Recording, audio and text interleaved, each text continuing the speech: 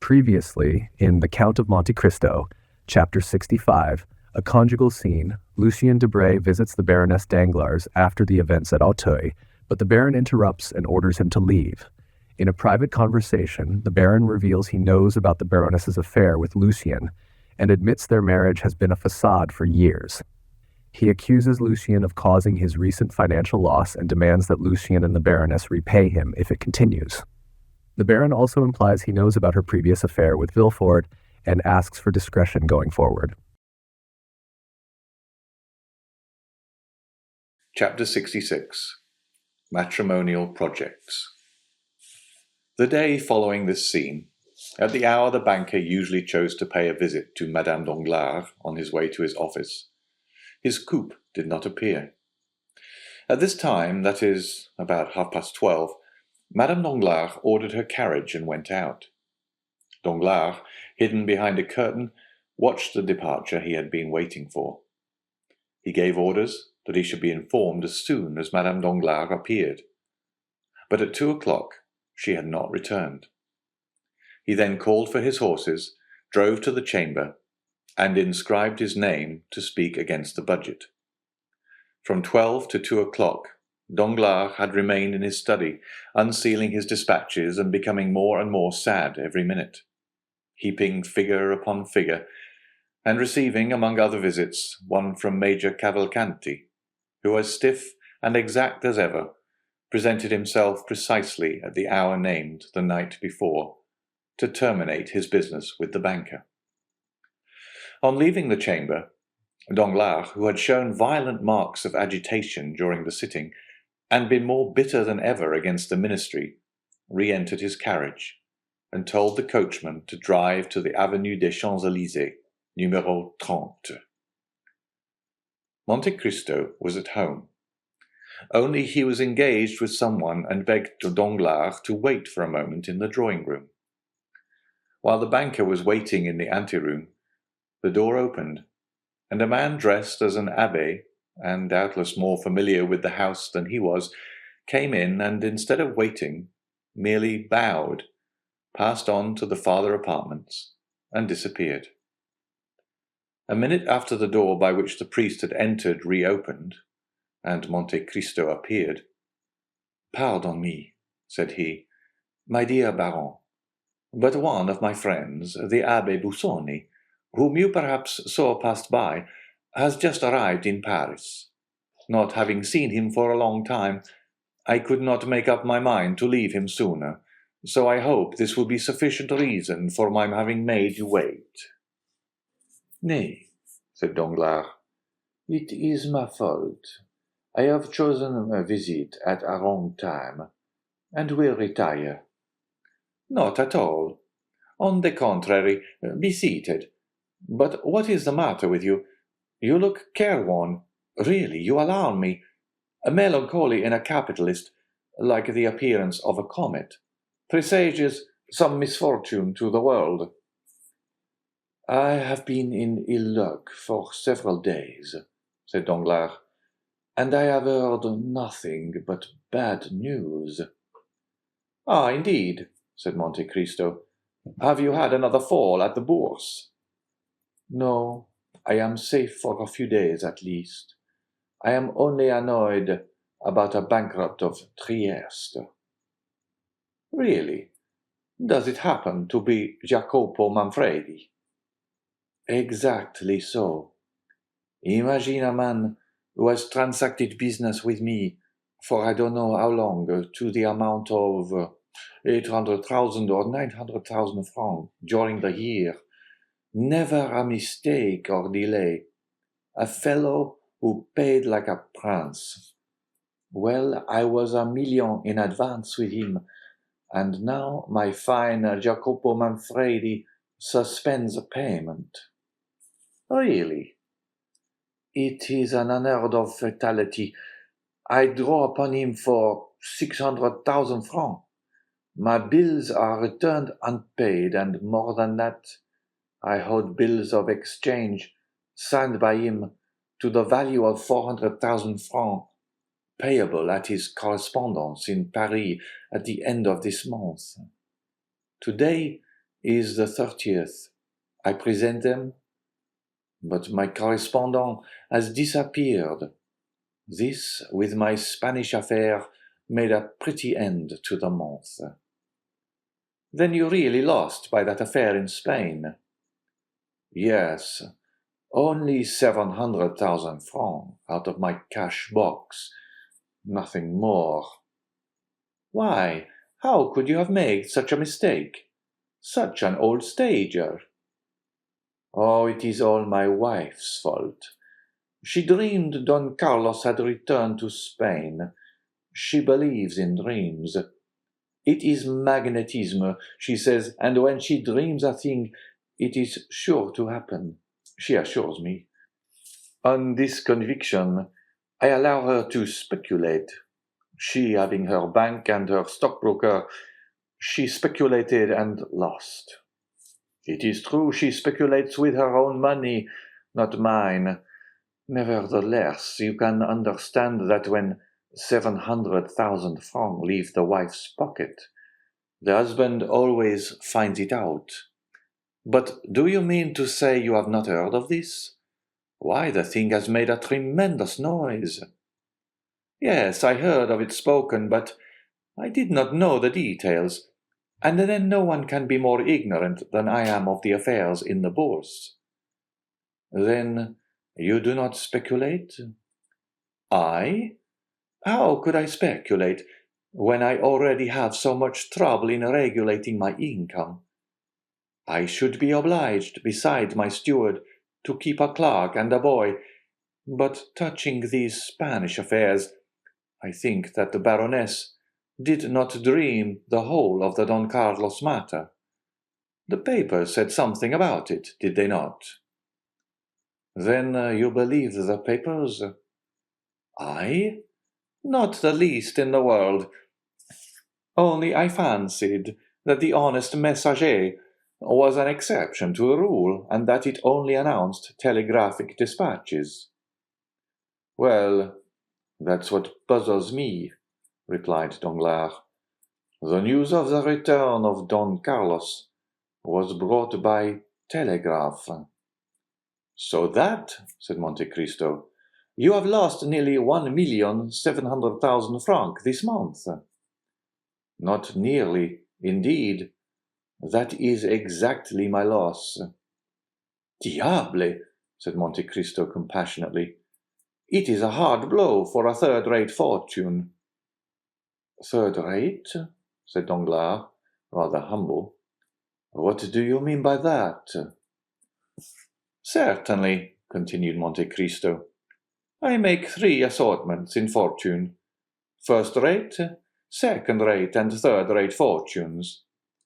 I call those first-rate which are composed of treasures one possesses under one's hand, such as mines, lands, and funded property, in such states as France, Austria, and England, provided these treasures and property form a total of about 100 millions. I call those second-rate fortunes that are gained by manufacturing enterprises, joint stock companies, viceroyalties, and principalities, not drawing more than 1,500,000 francs, the whole forming a capital of about 50 millions.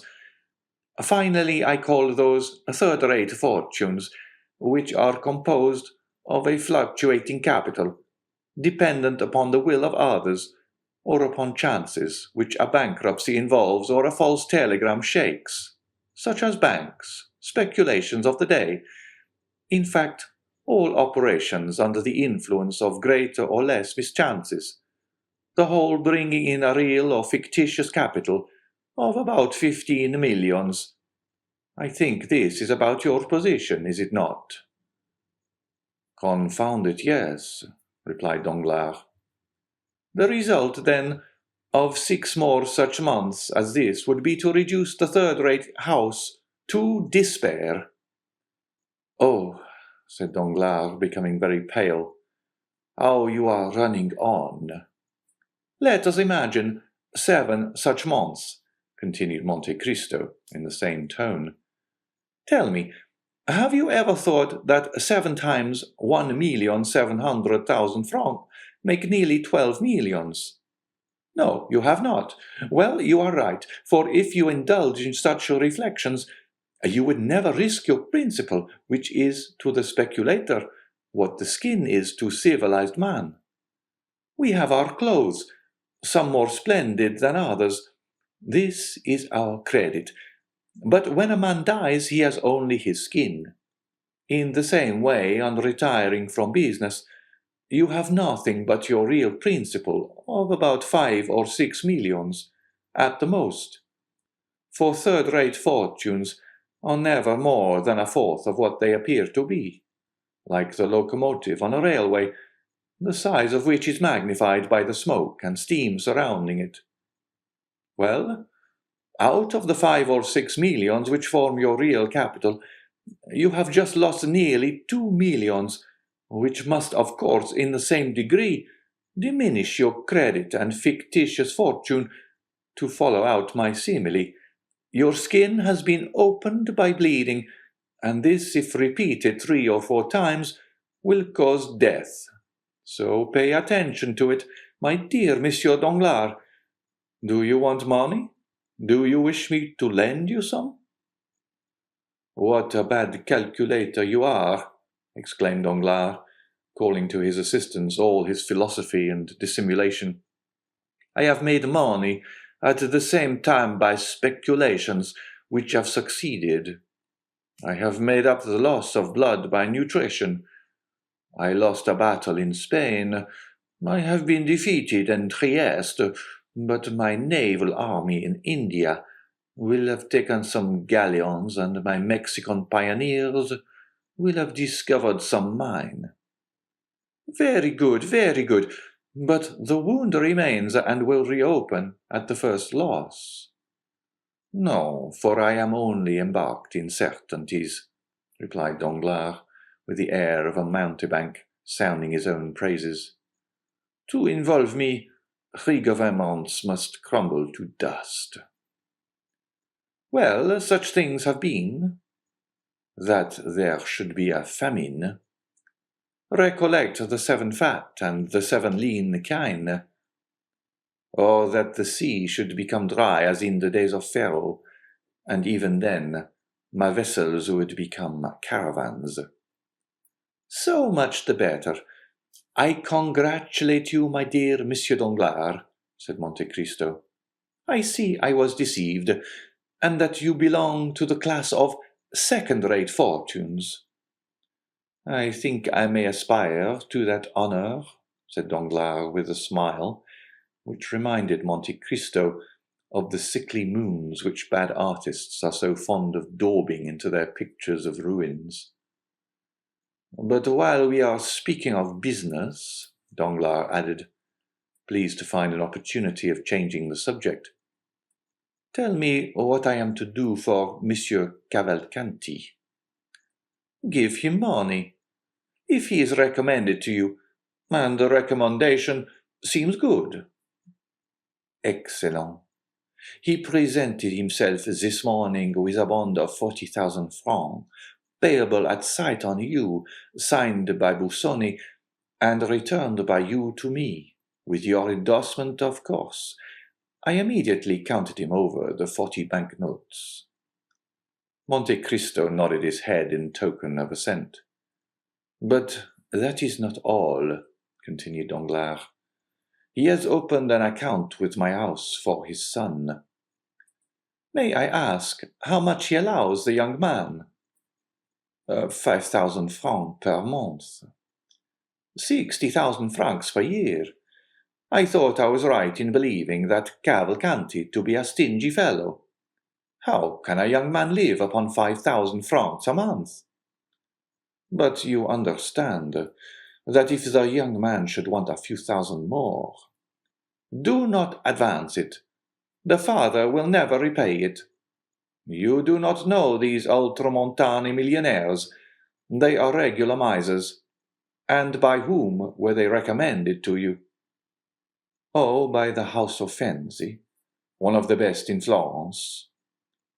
I do not mean to say you will lose, but nevertheless, mind you hold to the terms of the agreement. Would you not trust the Cavalcanti? I? Oh, I would advance 6 millions on his signature. I was only speaking in reference to the second-rate fortunes we were mentioning just now. And with all this, how unassuming he is. I should never have taken him for anything more than a mere major. And you would have flattered him, for certainly, as you say, he has no manner. The first time I saw him, he appeared to me like an old lieutenant, who had grown mouldy under the epaulets. But all the Italians are the same. They are like old Jews when they are not glittering in oriental splendor. The young man is better, said Danglars. Yes, a little nervous, perhaps, but upon the whole, he appeared tolerable. I was uneasy about him. Why? Because you met him at my house, just after his introduction into the world, as they told me. He has been travelling with a very severe tutor, and had never been to Paris before. Ah, I believe noblemen marry amongst themselves, do they not? Asked Danglars carelessly. They like to unite their fortunes. It is usual, certainly, but Cavalcanti is an original who does nothing like other people. I cannot help thinking that he has brought his son to France to choose a wife. Do you think so? I am sure of it. And you have heard his fortune mentioned? Nothing else was talked of.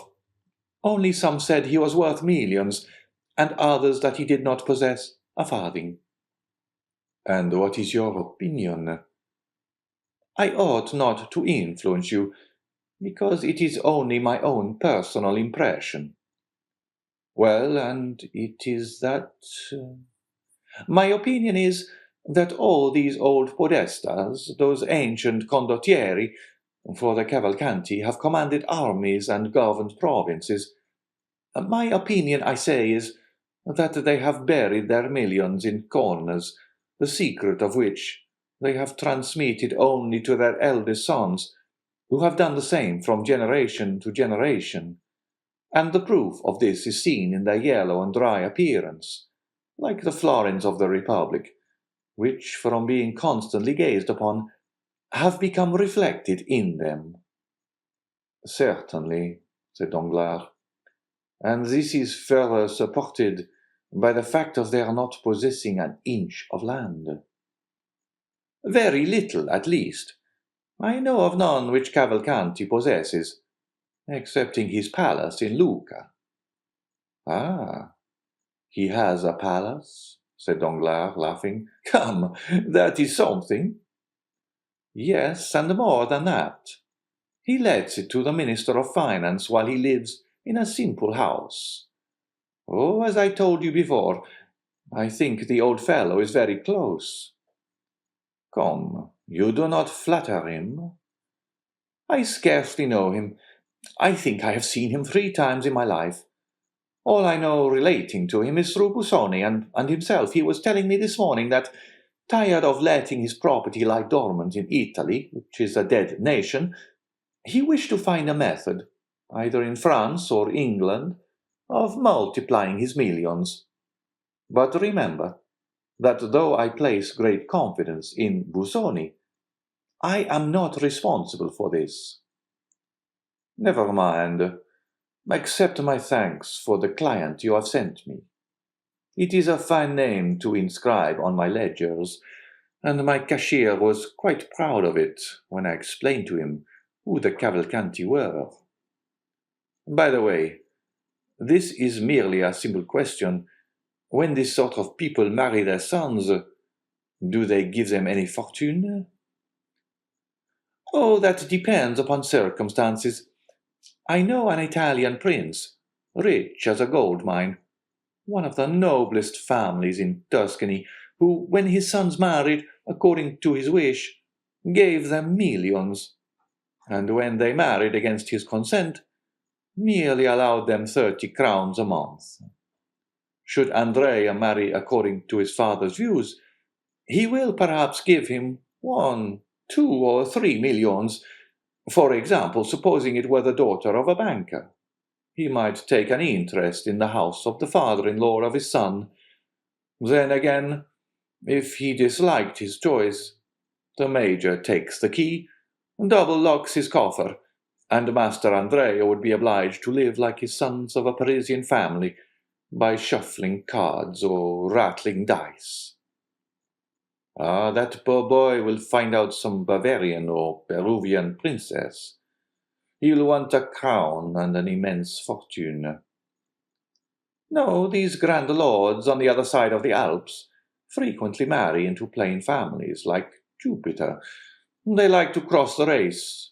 But do you wish to marry Andrea, my dear Monsieur Danglars, that you are asking so many questions? Ma foi, said Danglars, it would not be a bad speculation, I fancy, and you know I am a speculator. You are not thinking of Mademoiselle Danglars, I hope. You would not like poor Andrea to have his throat cut by Albert. Albert, repeated Danglars, shrugging his shoulders. Ah, well, he would care very little about it, I think. But he is betrothed to your daughter, I believe. Well, Monsieur de Morcerf and I have talked about this marriage. But Madame de Morcerf and Albert, you do not mean to say that it would not be a good match? Indeed. I imagine that Mademoiselle Danglars is as good as Monsieur de Morcerf.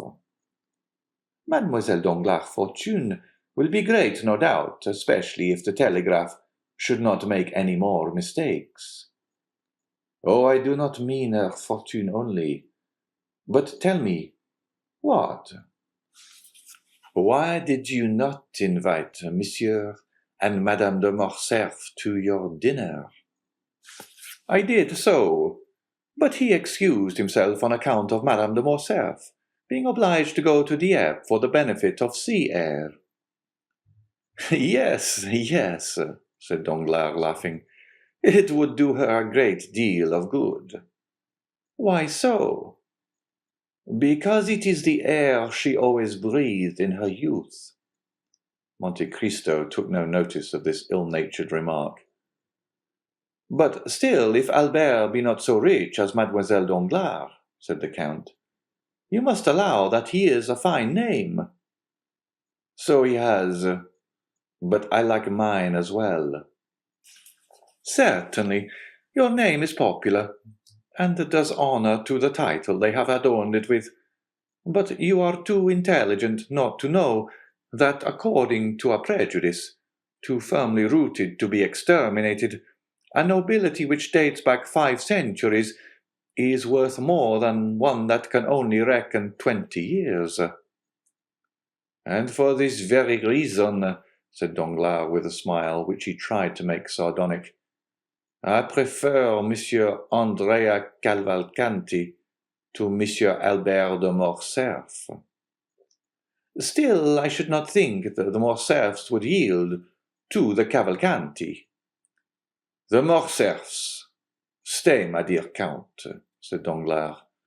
You are a man of the world, are you not? I think so. And you understand heraldry? A little. Well, look at my coat of arms. It is worth more than Morcerf's. Why so? Because though I am not a baron by birth, my real name is at least Danglars. Well, what then? While his name is not Morcerf. How? Not Morcerf? Not the least in the world. Go on. I have been made a baron, so that I actually am one. He made himself a count, so that he is not one at all. Impossible! Listen, my dear Count. Monsieur de Morcerf has been my friend, or rather my acquaintance, during the last 30 years. You know I have made the most of my arms, though I never forgot my origin. A proof of great humility or great pride, said Monte Cristo. Well, when I was a clerk, Morcerf was a mere fisherman. And then he was called? Fernand. Only Fernand? Fernand Mondego. You are sure? Pardieu, I have bought enough fish of him to know his name. Then why do you think of giving your daughter to him? Because Fernand and Danglars, being both parvenus, both having become noble, both rich, are about equal in worth, excepting that there have been certain things mentioned of him that were never said of me. What? Oh, nothing. Ah, yes, what you tell me recalls to mind something about the name of Fernand Mondego. I have heard that name in Greece. In conjunction with the affairs of Ali Pasha? Exactly so. This is the mystery, said Danglars. I acknowledge I would have given anything to find it out. It would be very easy, if you much wished it. How so?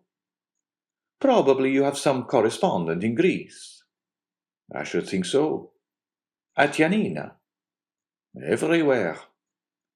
Well, write to your correspondent in Yanina and ask him what part was played by a Frenchman named Fernand Mondego in the catastrophe of Ali Tepelini. You are right, exclaimed Danglars, rising quickly. I will write today. Do so. I will. And if you should hear of anything very scandalous, I will communicate it to you. You will oblige me. Danglars rushed out of the room and made but one leap into his coupe.